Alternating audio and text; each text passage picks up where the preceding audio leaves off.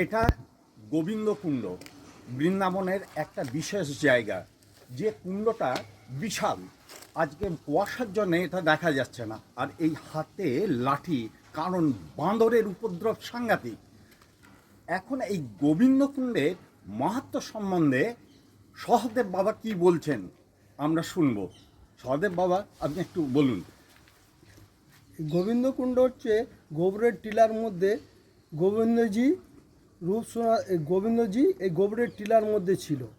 এই রূপ সনাতন গোস্বামী এই সামনে আদেশ দেয় যে এই টিলার মধ্যে আমি আছি, আমাকে উদ্ধার কর। তারা এই গোবিন্দজিকে উদ্ধার করে এই ঠাকুর চলে গিয়েছে জয়পুরে। জয়পুরে এখনও পূজা হয়। আচ্ছা বাবা, এখানে তো জল নাই, এই জলটা হচ্ছে কীভাবে আসতো? এই জলটা যমুনার সাথে একটা কানেকশন ছিল। যমুনার থেকে জলটা আসতো, কুণ্ডটা পুরো ভরে থাকতো, খুব সুন্দর ছিল। কিন্তু কিছুদিন হলো এই কুণ্ডে আর জল আসে না। এই বছর দুয়েক হলো জল একদমই শুকনো। এখন গোবিন্দকুণ্ডটা একদম শুকনো। বাবা বললেন যে কিছুদিন আগে পর্যন্ত, বছর কয়েক আগে পর্যন্ত এই কুণ্ডে জলে পরিপূর্ণ থাকতো।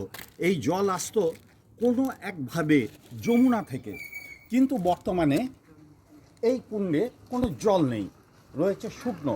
পুরো কুণ্ডটা দেখাতে পাচ্ছি না, প্রচণ্ড কুয়াশা, প্রচণ্ড কুয়াশা। সেই জন্য তাই সহদেব বাবাকে আমার প্রণাম জানাই। ওনার কাছ থেকে অনেক কিছু জানতে পারলাম। আর এই তো দেখেন হচ্ছে বাঁদরের কী অবস্থা। এই বাঁদরের জন্যে ছোটাছুটি করতে হয় আর এই লাঠি নিতে হয়।